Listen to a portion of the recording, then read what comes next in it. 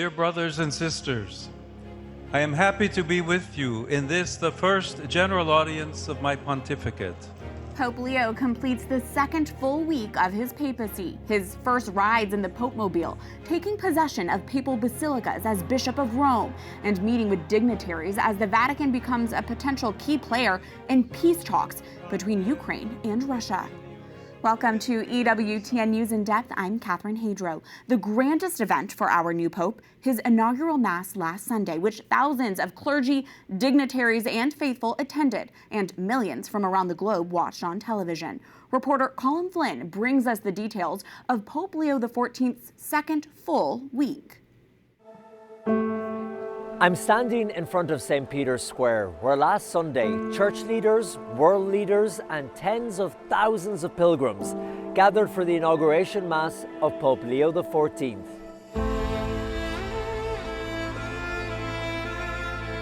More than 200,000 people are estimated to have been in the square and surroundings to mark the official start of his pontificate.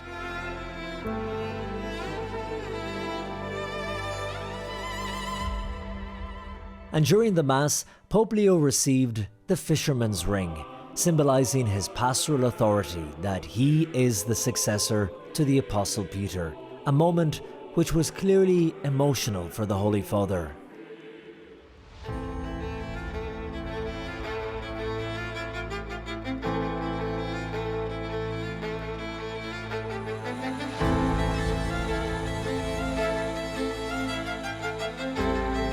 In his homily, he touched on a number of themes, but most strongly emphasized unity and peace. Brothers and sisters, I would like that our first great desire be for a united church, a sign of unity and communion. He also addressed global issues, expressing concern over conflicts and called for solidarity. We see too many wounds caused by hatred, violence, and exploitation. Let us walk toward God and love one another.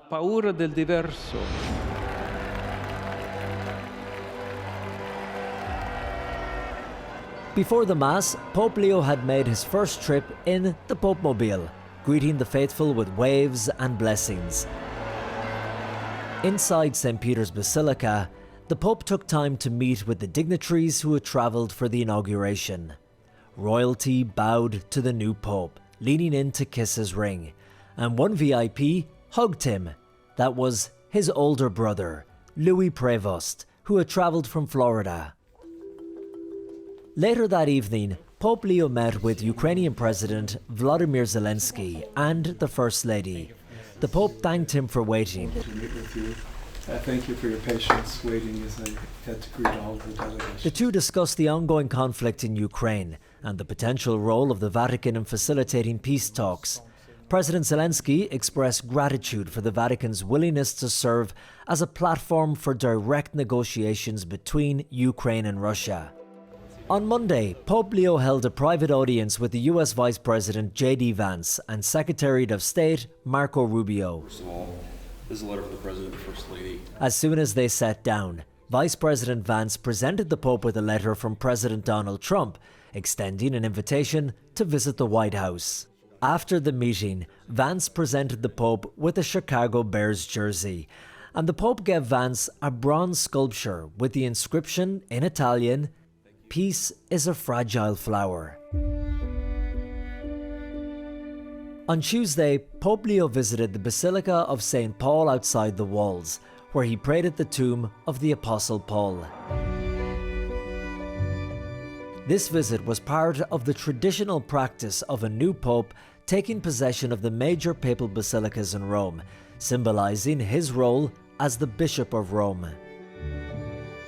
Inside, a sea of phones floated above the public, trying to catch a glimpse of the new pope. And in his homily, Pope Leo quoted Pope Benedict XVI. Dio ci ama. God loves us. This is the great truth of our life. It is what makes everything else meaningful. Tutto il resto. On Wednesday, Pope Leo held his first general audience in St. Peter's Square, addressing tens of thousands of pilgrims. Cari fratelli e sorelle, He remembered Pope Francis once again, who died exactly a month ago. Concluding the audience, Pope Leo made a heartfelt appeal for peace in Gaza. rinnovo il mio appello accorato a I renew my appeal to allow the entry of dignified humanitarian aid and to put an end to the hostilities, whose heartbreaking price is paid by the children, elderly, and the sick. agli anziani, dalle persone malate. On Thursday, Pope Leo met with members of the Pontifical Mission Societies, where he thanked them for the work they do helping those in need across the world. Our world, wounded by war, violence, and injustice, needs to hear the gospel message of God's love and to experience the reconciling power of Christ's grace. Of course, missionary work is close to the Pope's heart. He spent more than 20 years working as a missionary in Peru. On Thursday, the Vatican also announced 2 appointments by Pope Leo, one being his first bishop's appointment, naming 58-year-old Vietnam-born Father Michael Pham as Bishop of San Diego in California. The other appointment was canon lawyer and head of the Franciscan Sisters of the Poor, Sister Tiziana Merletti. Pope Leo named her as Secretary of the Dicastery for Consecrated Life, following on the legacy of Pope Francis's move to put more women in decision-making roles within the Vatican. And on Friday morning, the Pope met with Mr. Rosen Dimitrov-Kelevskovs, Prime Minister of Bulgaria. Well, people here in Rome and right around the world continue to watch Pope Leo XIV closely, looking for clues as to where his priorities will lie long-term and what kind of papacy we're in for. In Rome, Colm Flynn for EWTN News in Depth. As Colm just reported, our Catholic Vice President and Secretary of State met with Pope Leo last Monday. In those meetings, filled with first impressions, an exchange of gifts, and discussion about the Pope's hometown links to America, there was clearly some high-state conversation about world peace. The message that the Vatican might be willing to step forward to provide a venue for peace talks between Ukraine and Russia clearly made it back to the President of the United States. And by midweek, the Wall Street Journal quoted unnamed sources as saying peace talks will begin at the Vatican in mid-June. I think it would be great to have it at the Vatican. Maybe it would have some extra significance. And I saw that it was discussed yesterday, so I thought, and people told me that they'd be honored to do it. I would imagine they would be. So, no, I think it would be maybe helpful. There's tremendous bitterness, anger, and I think maybe that could help some of that anger. So having it at the Vatican would be, in Rome, would be I think it would be a great idea. During his first week as Pope, Leo told leaders of the Eastern churches, quote, "The Holy See is available so that enemies can meet and look each other in the eye." Hannah Brockhaus is senior Vatican correspondent for Catholic News Agency. She joins us now from Rome. Hannah, what do we know for certain about Pope Leo XIV's offer to host peace talks at the Vatican? Thanks, Catherine. What we know right now is that Pope Leo XIV has offered to host peace talks between Russia and Ukraine at the Vatican. We've heard that from several sources, and it's been confirmed even by the Secretary of State, Cardinal Pietro Parolin. Now, there are also reports from the Wall Street Journal and other places that those talks could happen in mid-June, but that isn't confirmed, and the foreign minister in Russia also said that maybe wasn't true, that was happening. So that we have conflicting reports about, but that the Vatican is willing and that Pope Leo has extended that invitation, we know for sure. And Hannah, can you explain the shift in tone that Pope Leo has taken compared to Pope Francis when it comes to the war in Ukraine, and what kind of ripple effect does that have on the world stage? So far with Pope Leo, I would say there has been a subtle shift. A lot of Ukrainians weren't very happy with Pope Francis's diplomatic approach. When he would speak about the war, he avoided any strong language or saying that Russia was the aggressor in the conflict. Whereas Leo, while as Pope so far has not said something about Russia being an invader or aggressor. He did in 2022 talk about it as an imperialism, their attack on Ukraine. So that was one difference. And so far as well, the way he keeps repeating this refrain of a just and lasting peace, his outreach to Ukrainian President Zelensky, right away, a phone call very quickly after he was elected. These all seem to be an indication that he might be willing to take maybe a little bit of a stronger approach with Russia, whereas Francis was very, maybe a little more delicate because he was worried about closing off those doors. So what does that mean for the EU, especially? I think you already see a lot of leaders in the European Union rallying around with the Vatican's support to give even more support to Ukraine and to negotiations. And we could see if that has an effect. We don't know, but that will have an effect even on what President Trump decides to do. He's giving sort of mixed messages as well about his approach to Russia and Ukraine and the war. So what will he decide to do? Perhaps what Leo has done and said could have an impact. Hannah, Pope Leo XIV's first words to the faithful when he was elected were, "Peace be with you." So outside of the Russia-Ukraine war, where else has this theme of peace come up in Pope Leo's first 2 weeks? Yes, and I wanted to point out too that when he said, "Peace be with you all," he put those words in the mouth of Christ. He emphasized that those were Christ's words, and that has been a theme as well in this first few weeks of the pontificate of putting Christ at the center. Pope Leo has also spoken several times now about Gaza and the conflict there. In his first general audience this week, that was the main appeal to current events, I would say, outside of his normal spiritual message that he would always have. He also appealed for humanitarian aid to be allowed into Gaza, as well for an end to the conflict there. In a meeting earlier this week with religious leaders, he was very clear about the strong connection between Catholics and our Jewish brothers and sisters and how important that is. So even on that side, while supporting Gaza, he was also very clear about the difficult times that Jewish people are going through and supported them in that speech as well. Hannah, in one of his first personnel appointments, Pope Leo named Cardinal Baldassare Reina as Grand Chancellor of the Pontifical Theological Institute John Paul II for Marriage and the Family Sciences, replacing Archbishop Vincenzo Paglia, who has faced criticism as the head of the JP2 Institute, from his hiring of controversial faculty to making remarks that sounded like he supported physician-assisted suicide. So, Hannah, what can we draw from this new appointment at the John Paul II Institute? I think there are two things from this appointment by Pope Leo. So the first is just to remember that Archbishop Paglia had turned 80 recently.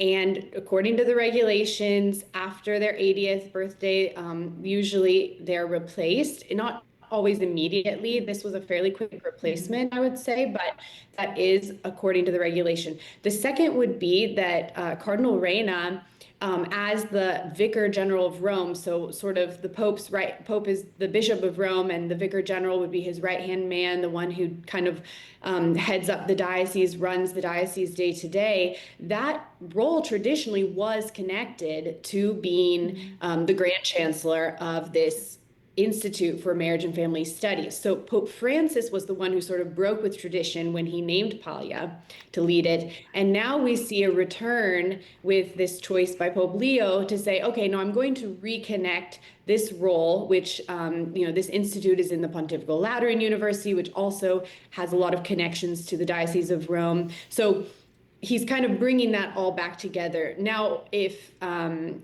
Cardinal Reina will make changes to how things are going there, we'll have to see. His record in family issues is still a little bit unclear. Hannah, we have less than a minute remaining, but how would you characterize Pope Leo's first 2 weeks as head of the Catholic Church? What's your top impression? Something that has been standing out to me, especially in his most recent speeches, is this emphasis on how God's love reaches us first before we make a move to respond to it. I've noticed this theme just from his very first moments out on the balcony after his election, that this theme is running through, that this call we receive from God. His love is something that then we respond to, even if we're far from the church, even if we're, needing to be converted. And that's quite Augustinian of Pope Leo as well. Hannah Brockhaus, thank you so much for your reporting and for your time today. Thanks, Catherine. Of note, back in the U.S., Pope Leo's older brother Louis traveled from the inaugural Mass in Rome to Washington, D.C., where he met President Trump in the Oval Office. The Florida resident calls himself a MAGA type, and his social media postings have reflected that. He now says he plans to tone it down because he believes his brother will have enough to handle without him creating waves, but not before he had a chance to shake the president's hand and pose for pictures in the White House. Pope Leo's hometown of Chicago is planning to host a big celebration in his honor on June 14th. The Archdiocese of Chicago announced events will be held at Rate Field, the home of the White Sox, the Pope's favorite baseball team. The day will feature music, film, testimonials, and prayers, and will conclude with a celebratory mass. In the meantime, the White Sox posted on X the stadium has installed a special commemoration in honor of Pope Leo. A wall graphic is now displayed in the section where then Father Robert Prevost sat when he attended a Game 1 of the 2005 World Series. In Rome, a gym is also celebrating a unique tie to Pope Leo. The staff there only knew him as Robert. After arriving at the Vatican in 2023, then Cardinal Prevost began meeting twice a week with personal trainer Valerio Masella at the Omega Fitness Club. He says the 69-year-old was in great shape for his age, performing exercises typical of a man in his early 50s. While at the gym, Prevost kept a low and humble profile, wearing a simple tracksuit and keeping quiet about his title and role. So it came as a complete shock to Masella and the entire gym staff when they saw who was announced as the next pope on the St. Peter's Loggia. Fare un commento riguardo a qualcosa che non fosse positivo. I don't think I've ever heard him make a comment about anything that wasn't positive. He was always positive about everything. The weather, the city, the people. Also for me, he said he liked the gym. Masella says then Prevost's favorite machine was a treadmill facing a mural of St. Peter's Basilica. But even in the early days of his papacy, Leo has made clear his personal sport of choice is tennis. More coverage of Pope Leo a little later, including expert analysis and discussion about one of his biggest stated concerns, the future impact of artificial intelligence. Then, would you like to sing with the Pope? We'll talk to the priest who is teaching the world to chant along with Pope Leo. But next, we join in celebration at the kickoff of this year's National Eucharistic Pilgrimage.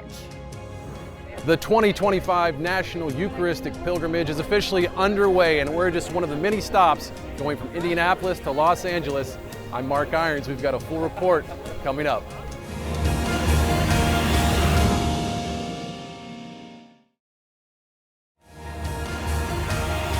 The love of Christ is with us wherever we go, and he has come here to be with us.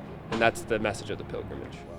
A perpetual pilgrim on the 2025 St. Catherine Drexel route spells out the mission as this year's National Eucharistic Pilgrimage kicked off last weekend. These pilgrims and faithful along the way will bear witness to the true presence of Christ in the Eucharist during the 4-week journey across the American Mid and Southwest. Across 10 states and thousands of miles, the 2025 pilgrimage will wrap up America's 3-year National Eucharistic Revival. From Indianapolis this past weekend to Los Angeles in mid-June, the route winds through big cities, small cities, little towns, and rural areas. A group of 8 perpetual pilgrims will travel the entire route, accompanied by Catholic chaplains. But everyone is invited to join for a day or two at any place they can. Reporter Mark Irons takes us to the kickoff in Indianapolis. It took a Saturday afternoon to pack up the trailer with all the physical necessities. But these young adults had been preparing spiritually for much longer. My biggest preparation since applying truly has been my heart, making sure that my heart has been in a good place. So of course, staying close to Jesus. Before the Sunday morning departure, they lifted up prayers and received food for the journey. Indianapolis Archbishop Charles Thompson sent them off with a blessing. He told us what this is all about. Amen. It's bringing a Christ-centered focus to a world that is in desperate need of meaning and purpose and healing. After Mass, there was a procession from the church out to the van where the pilgrims waited to enter. But first, Jesus Christ, under the appearance of bread, fully present in the Blessed Sacrament, was secured inside. They all left Indianapolis and began what will be a 3,000-plus mile journey as they zigzag across 10 states, heading to Los Angeles on this National Eucharistic Pilgrimage. The message of the pilgrimage is very similar to the gift of the Incarnation of Christ came to be with us. He came, he took on flesh to walk with us and to love us in our daily life. We followed on day one as the pilgrimage stopped for Eucharistic adoration and processions at parishes and small towns throughout the Diocese of Joliet, south of Chicago. It's been a full day, but it's just been really beautiful to see all of the different parish communities come together that we've been able to encounter today. Locals came to be spiritually nourished. A Christ-centered combination of prayer, community, food, and fraternity. But it all really started back in Indianapolis at a holy site that a little less than a year ago was a witness to something historic. I'm on a spiritual, emotional, and intellectual high. It's like it all came together. I feel like I know more truly what the gift of the Eucharist really is, and it's just I'm so grateful to be a Catholic right now. The 10th National Eucharistic Congress brought together 60,000 Catholics in July last year.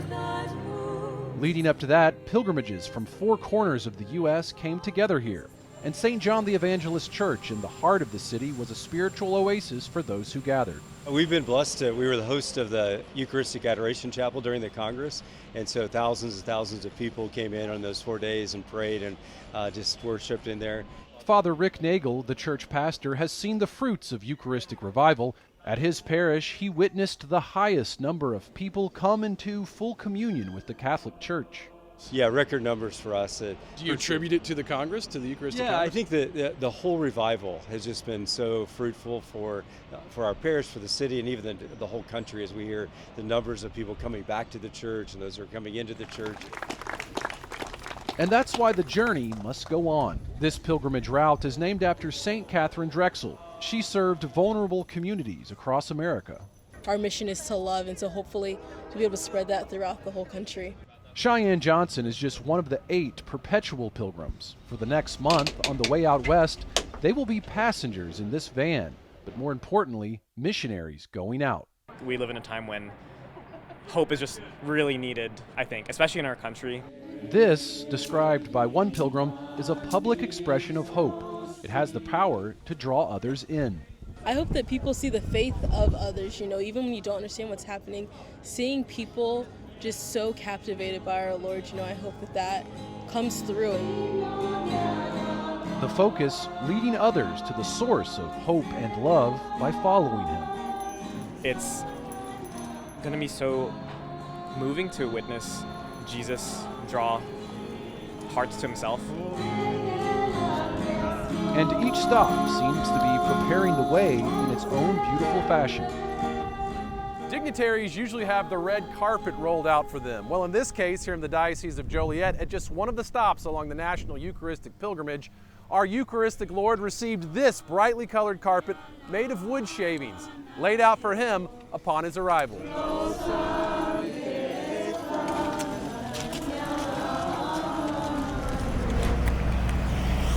On day 2 of the pilgrimage, Eucharistic devotions continued with a stop at Bishop McNamara Catholic School in Kankakee, Illinois. It was really awesome. It's really cool to see everybody here, everyone that I know, and just glorifying the Lord. And as I looked out into the crowd, I just thought it was beautiful that everybody was so engaged and so deep in thought and prayer. We heard from the students who took part. These young Catholics spoke about their love for the Eucharist.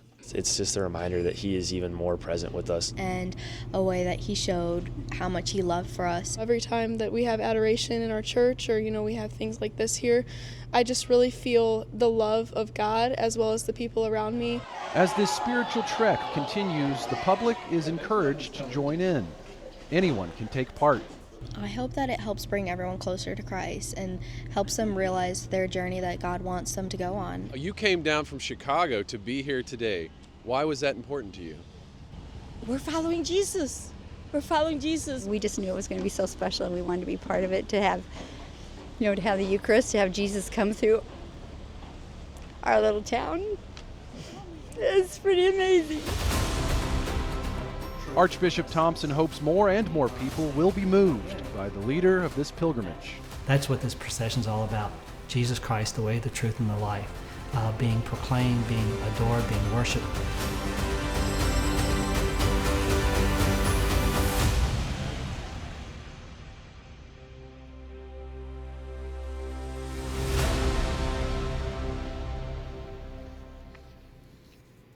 And Mark joins us now in studio, back from his travels from the pilgrimage kickoff weekend. Mark, great report. All 4 routes last year had a connection to a saint. That's and right. this route this year is named after a saint as well. Tell us its connection to St. Catherine Drexel. St. Catherine Drexel. Well, she was really a great American saint. She was born into wealth in Philadelphia, but she discerned a call to religious life. She was a young girl during the time of the Civil War, a time of racism and racial divide in this country. And she saw that, she recognized it, she dedicated her life actually to serving communities in need, including African American and Native American communities. And many of the stops along this route, some of the stops, are the very missions and schools she founded. So broadly speaking, though, we're talking about an American saint that went out into the country to spread the faith, and that's what this pilgrimage is all about. And you learn so much about American Catholicism as well. Also on the National Eucharistic Pilgrimage this week, in the Diocese of Peoria, Illinois, Bishop Louis Tilka traveled with the Blessed Sacrament via helicopter to bless the diocese. And this area, speaking of American Catholicism, is significant. It's the hometown of Venerable Fulton Sheen. That's right. Mark, I mean, this is stunning video that we have. It's beautiful imagery that we've seen throughout this pilgrimage. Isn't that right? Right. And you're going to continue to see these, whether you're out on pilgrimage or you're just seeing some of these visuals through our reporting. And really, I think speaking to people on the pilgrimage, it's really an invitation. When you see these beautiful moments, when you see Christ present in the Eucharist, it's an invitation to come back to faith, come back to the church. I think it's a great reminder, and it's really a public expression of our faith. So if you see something that gets your attention, follow up on that. Look into it. Come back to the church. All are invited. Absolutely. Mark, thank you for your reporting. Absolutely. The pilgrims will spend the next few days in Iowa before crossing through northwestern Missouri into Kansas. In early June, they will stop at the Blessed Stanley Rother Shrine in Oklahoma City, the final resting place of the martyr and first U.S.-born priest to be beatified.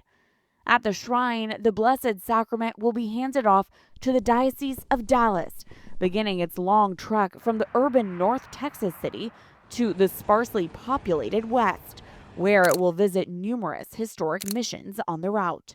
That includes St. Michael's Mission in Window Rock, Arizona, a mission founded by the route's patron saint in the late 19th century to serve the Navajo people. The pilgrims' cross-country journey will end in downtown Los Angeles on June 22nd, the solemnity of Corpus Christi. After Mass at the Cathedral of Our Lady of the Angels, thousands of faithful will process with Jesus through downtown LA, ending the 3-year Eucharistic revival with a public display of faith and devotion to our Lord in the Blessed Sacrament. Stay with EWTN News in Depth as we provide continuing coverage of this year's National Eucharistic Pilgrimage, all the way through to the closing Mass in Los Angeles. And it's not too late to register for single events along the pilgrimage route. Go to eucharisticpilgrimage.org and look for the city location you want to visit to find those individual registration links for the local events. News headlines are next in the Week in Review.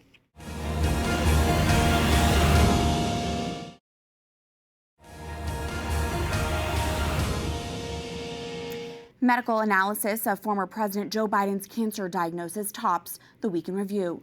Biden's office disclosed this week he was diagnosed last Friday with stage 4 prostate cancer. His doctors say he has an especially aggressive form of the cancer, which has metastasized to his bones. In the days since his health announcement, many have questioned how the cancer was not detected earlier. His office helped answer that concern when his spokesperson followed up with information that the 82-year-old former president had not been tested for prostate cancer in more than a decade. Oncologist Matthew Smith is an internationally recognized expert on prostate cancer.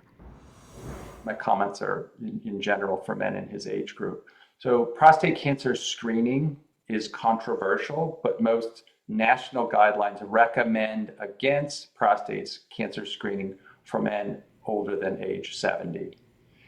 So if he was a typical patient in that age group, he may not have been doing prostate cancer screening. Dr. Smith says prostate cancer is very common after a certain age, and it is not unusual that men could feel completely well and a diagnosis of metastatic prostate cancer could come as a surprise. The former president is now reviewing treatment options with his doctors. In a post on X, Joe Biden thanked well-wishers for lifting him up with love and support and commented, "Cancer touches us all." A stunning attack outside the Capitol Jewish Museum in Washington, D.C. has claimed the lives of a young couple, an Israeli man and an American woman, both of whom worked at the Israeli embassy. They were gunned down as they left the museum Wednesday night by a suspect who was arrested a short time later, telling police he did it for Gaza, even shouting as he was led away. Free, free Palestine! Free, free Palestine! The suspect faces charges of murder of foreign officials and other crimes in the deaths of Yaron Lishinsky, a Christian Israeli, and Sarah Milgram, a Jewish American. The couple met while working at the embassy. Officials there say Lishinsky had purchased an engagement ring and planned to propose when they were in Jerusalem next week with his family. Their deaths have prompted an outpouring of grief in both Israel and the U.S. Leaders in both countries have called the murder an act of terror and anti-Semitism. And if you're not enraged, you should be. And if you're not brokenhearted, you ought to be. How can we stand here like it's normal? Like this is our world. Don't you want something better? Aren't you willing to fight for it? This rabbi was among many people who gathered outside the Jewish Museum to express their grief. The U.S. Justice Department said the suspect is believed to have acted alone and will be prosecuted to the fullest extent of the law. In the wee hours of Thursday morning, the House of Representatives passed what's being called the One Big Beautiful Bill Act, a multi-trillion-dollar tax break package. On this vote, the yeas are 215, the nays are 214, with one answering present. The bill is passed. President Trump came to Capitol Hill early in the week to lobby Republicans with stark warnings they needed to stick together to pass the tax measure, which is central to the GOP agenda. Passed along party lines, the bill will next go to the Senate, where long negotiations are expected over concerns the tax cuts and spending bill will increase the deficit by nearly $4 trillion over the next decade. The bill will provide tax cuts for the wealthy and reduce benefits like Medicaid and food stamps for those on the other end of the economic ladder. House Democrats were livid. If this legislation is designed to make life better for the American people, can someone explain to me why they would hold a hearing to advance the bill at 1 a.m. in the morning? It's because the Republicans know that their efforts to take away health care from millions of Americans is deeply unpopular.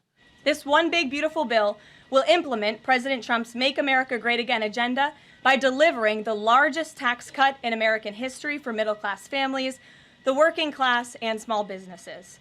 The One Big Beautiful Bill fulfills President Trump's promises of no tax on tips, which was applauded today by the CEO of Uber, no tax on overtime, a Made in America auto tax break, Trump savings accounts for newborn babies.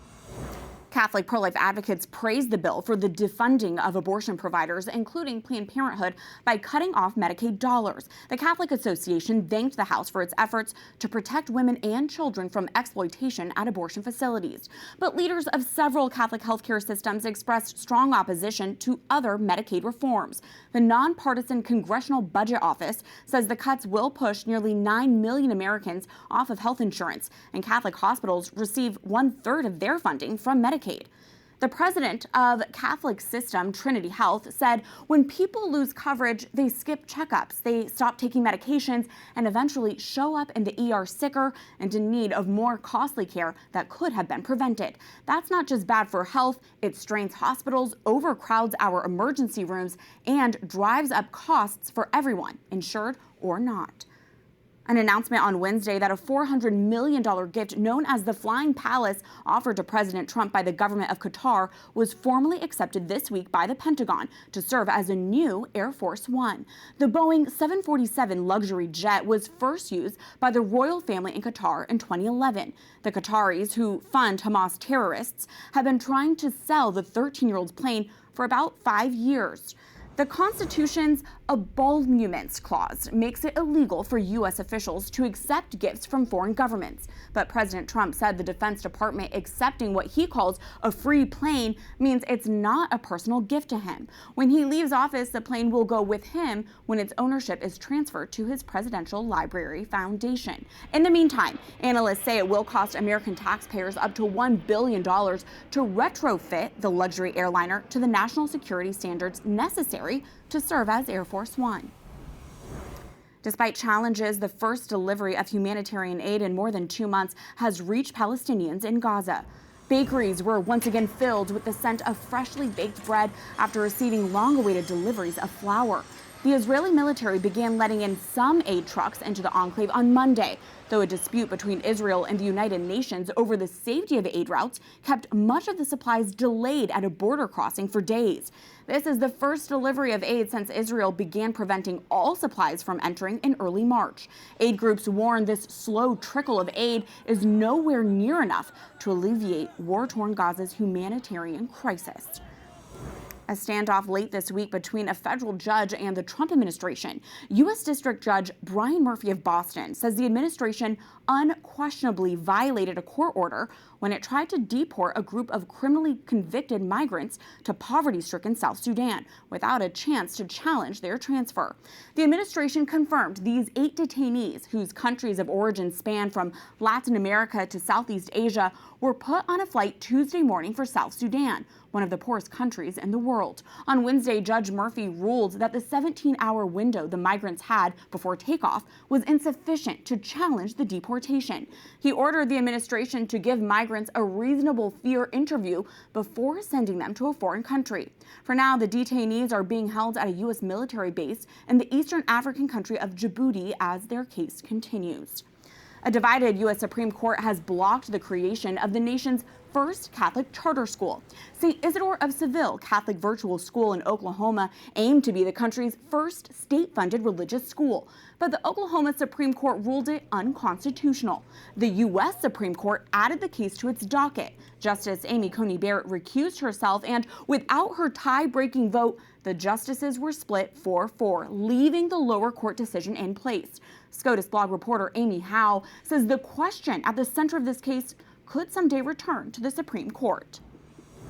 In the last 8 years, the justices have issued 3 cases in which they have sided with parents and religious institutions. The argument that the charter school made was that this is sort of one just like that you can't, if you're providing public funds for private use, you can't exclude religious charter schools, that this is in fact discrimination. And that argument didn't get 5 justices this time around, but the question could clearly come back to the Supreme Court in another case in which Justice Barrett might not be recused.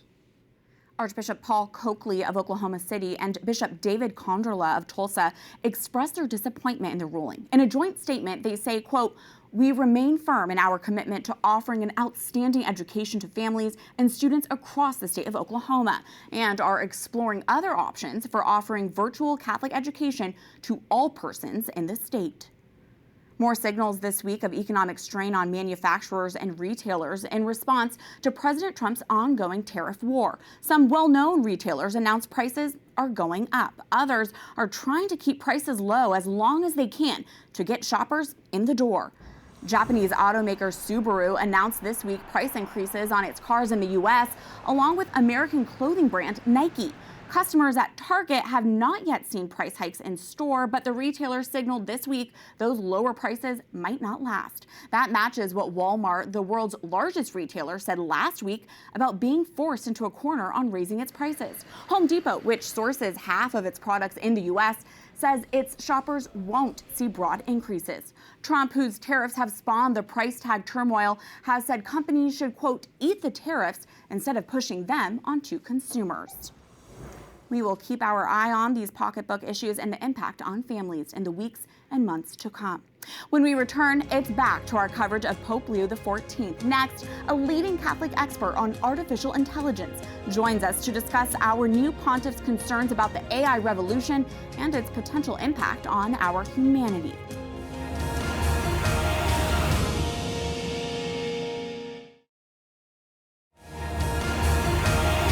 A un'altra rivoluzione industriale e agli sviluppi dell'intelligenza artificiale.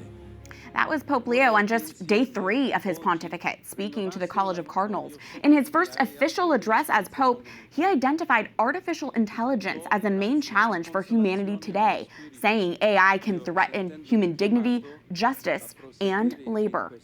Already, Pope Leo XIV is framing the response to AI as a defining mission for his papacy and for our church today. And in the days following his election, the internet has been inundated with AI-generated deepfake videos, images, and messages attributed to him. It's all a stark reminder of the challenge that is the artificial age. Joining us from Rome now to discuss Pope Leo, AI, and the church's response is Father Michael Baggot. Father Baggot is an assistant professor of bioethics at the Pontifical Athenaeum Regina Apostolorum in Rome. He's also an invited professor at the Catholic Institute of Technology and at the Pontifical University of St. Thomas Aquinas, the Angelicum, where Pope Leo XIV is an alum. Father, welcome back.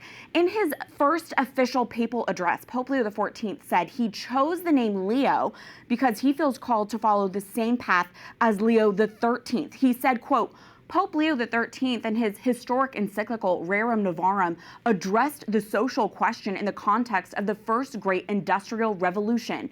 In our own day, the Church offers to everyone the treasury of her social teaching in response to another industrial revolution and to developments in the field of artificial intelligence that pose new challenges for the defense of human dignity, justice, and labor.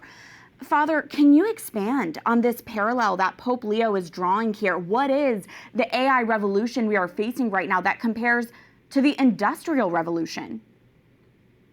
Well, if the first Industrial Revolution profoundly affected labor, especially physical labor, through new mechanized systems and factories, and disrupted family life by sending people from the fields into these factories, we see today a profound change, especially in intellectual labor. So before we saw manual labor shifted and transformed, now intellectual labor above all is being disrupted. Journalists, professors, doctors, lawyers are all wondering how much of their work and effort will be automated and perhaps even considered no longer necessary. And that's going to have great effects on their livelihood and effects on how they see the meaning and purpose of their life. May I ask, Father, what was your reaction when you heard our new Pope addressing the challenges of AI and saying it's a goal to address it for his pontificate? You're a Catholic priest who follows AI quite closely. Well, I was thrilled, not just because I knew I would have more work to do as a scholar in this field, but because I'm absolutely convinced with the Pope that this is one of the major challenges of our time, because we see that AI technology is affecting all aspects of life: education, healthcare, warfare, human relationships, even relationships with God and religion. So it's an all-encompassing technology that requires a comprehensive vision. And the Church is better equipped than any other institution in the world to remind us who the human person is and the meaning of all of these different fields and their relationships. So the Church needs to continue this leadership and guidance as an expert in humanity. Father, there's a 36-minute video online purporting to show Pope Leo reading a statement denouncing colonialism and praising the leader of Burkina Faso. The video has garnered 1 million views and counting, but we at EWTN News have found and we have reported the video is entirely fake. But I want to take a moment and just show our viewers and listeners how realistic this video is. To His Excellency President Ibrahim Traoré, President of the sovereign nation of Burkina Faso. Okay, that's just a little clip, but you can see why people might be duped by that. Father, how concerning is it that we're already seeing all these fake AI videos and images of Pope Leo 2 weeks into his pontificate? What kind of confusion could this sow? Oh, it can be devastating because people who trust the Pope as a moral authority in the world will begin investing too much confidence in false, distorted messages. And it's going to break down our sense of social cohesion, our ability to dialogue. The entire democratic system depends on us being informed to make correct choices. And so if we can no longer be confident in receiving the right information, or if we are receiving mis or disinformation, then that's going to profoundly affect in a negative way the kind of decisions we make together.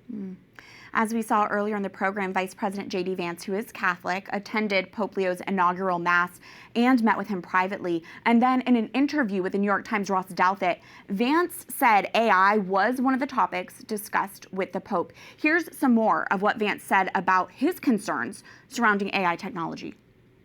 What I do really worry is, does it mean that there are millions of American teenagers who are talking to chatbots who don't have their best interests at heart?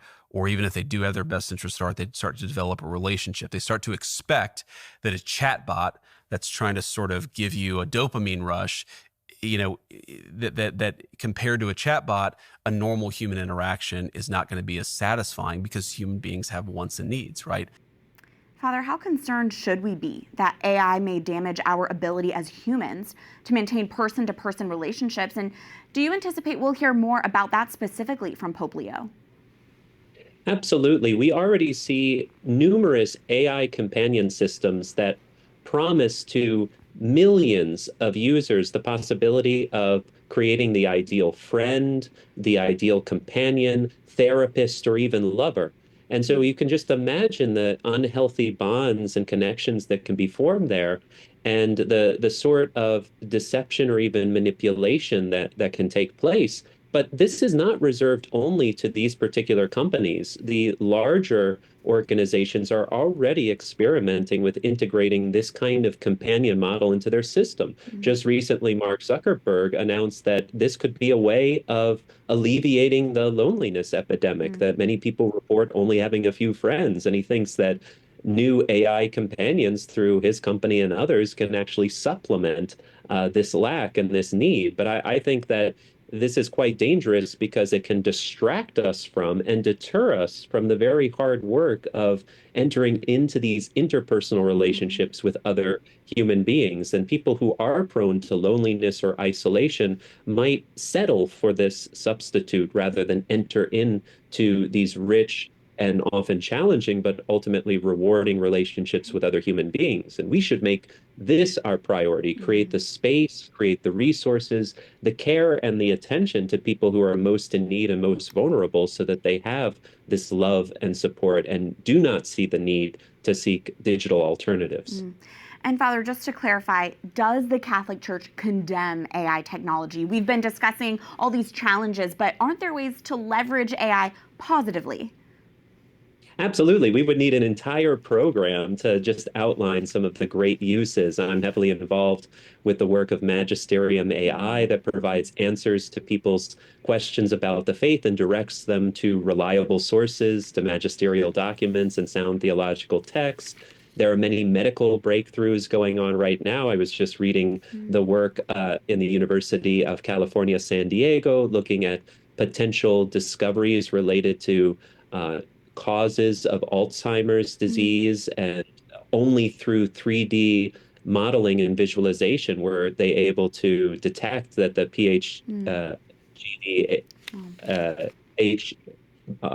gene is associated in a surprising way with Alzheimer's. So these are discoveries that AI has made available and that we can harness to serve people, to give them better medical treatment, better medical care, easier access to education, more personalized systems. Really, the positive uses are innumerable, and that's our responsibility. And that's a great reminder as well. Father Baggot, so grateful for your voice on this. Thanks for joining us.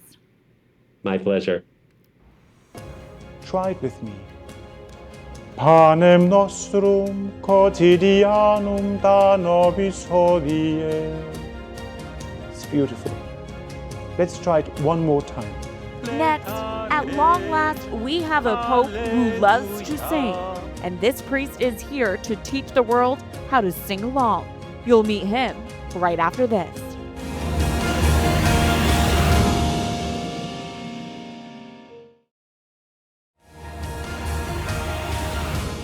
Not only is Pope Leo XIV fluent in speaking 5 languages, he also seems to have command of singing as well. If you've been tracking Pope Leo's pontificate so far, you might have noticed his use of what's commonly called Gregorian chant. And now, and thanks to a new video series on social media, you too can learn to sing with the Pope.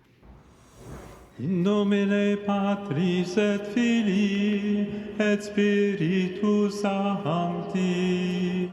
And now it's our turn to respond. Amen. Ready to practice your chant with Pope Leo? Last week, the Pontifical Institute of Sacred Music launched a new video series called Let's Sing with the Pope. In these short videos, Father Robert Melhart, the Institute's director, guides viewers note by note through some of the most common Gregorian chants, a centuries-old music tradition of plainsong or chanting prayers, mostly in Latin.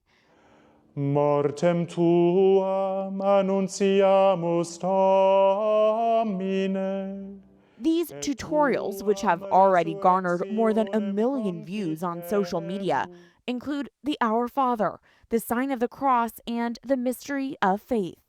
Pater noster, qui es in celis. Every video ends with an opportunity to practice the chant along with Pope Leo.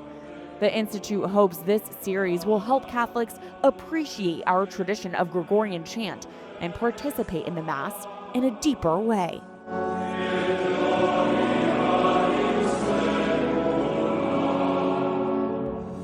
Father Melhart joins us now from Rome. In addition to giving the world singing lessons, Father Melhart serves as the rector of the Pontifical Institute of Sacred Music. Father, thanks for joining us. It was just a few days into his pontificate that Pope Leo surprised us all when he began to sing the Marian prayer Regina Caeli. What was your reaction when you first heard Pope Leo sing, and what did you make of his singing skills?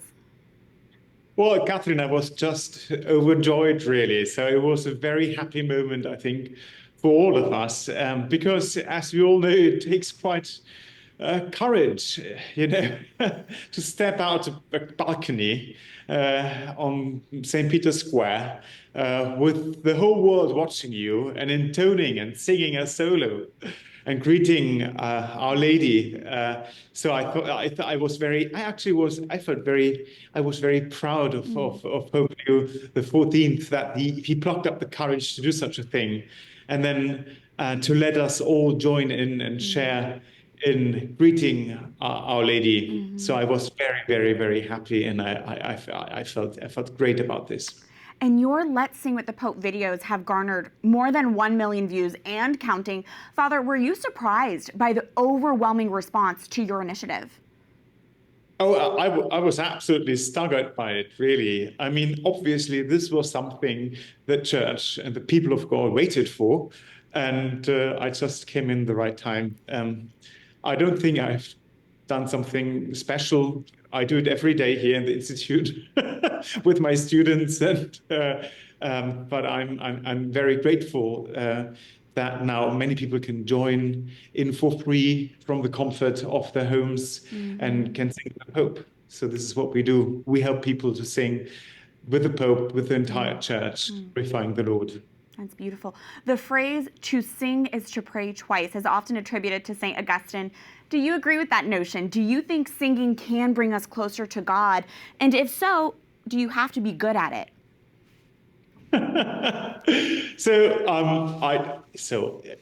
I think it's important that your prayers come from the heart. But song can help us, and singing can help us to reach the bottom of our heart and to bring our prayers out in a more meaningful, in a deeper way. I think what God is looking for is for the tension of our heart. And it's another thing whether you are good at it or whether it sounds beautiful or not. I very often compare it when you think, when you celebrate Christmas in your family and you sing on the Christmas tree. It's not important that what comes out, is it's a world-class performance. No, it's the act that you're doing it together and that the family gathers and sings together. And so on. I think this is the same with when we sing for the Lord. Yeah. The first aim is that we all rally around as a church, as a group, as a parish, as a family, and this is what music does. It brings us together. And in a second notion, I really think that we join all the saints when we sing, because the saints, they sing in heaven. So heaven is a place where music is. Yes. So, well, on that note, Father, not to put you on the spot, but I would be remiss if I did not ask you for a bit of a singing lesson. Do you mind showcasing for us the Regina Coeli? Absolutely. I'm very happy to do so, Catherine. So the first thing you need is a tuning fork. So Pope Leo, actually, I'm not sure about this, but what we've heard so far, he always starts the Regina Coeli with the F. So he might have a very, very good ear, an unusually good ear. So just to be sure, so that's our starting note. So Regina Coeli, it starts like this, Queen of Heaven. Now we can do it together. Regina Coeli. Let's do one more time. Regina Coeli. Move on to the next bit. Laetare Hallelujah. Follow me with that. Laetare Hallelujah. Oh, perhaps these two little bits together. Regina Coeli, laetare Hallelujah. And if you can do that, you're already quite good at singing with the Pope. That was so, I already feel my heart stirred so much, Father, and I will practice my part privately for the time being. But Father, thank you so much for the beauty you bring to the world and for this discussion right now.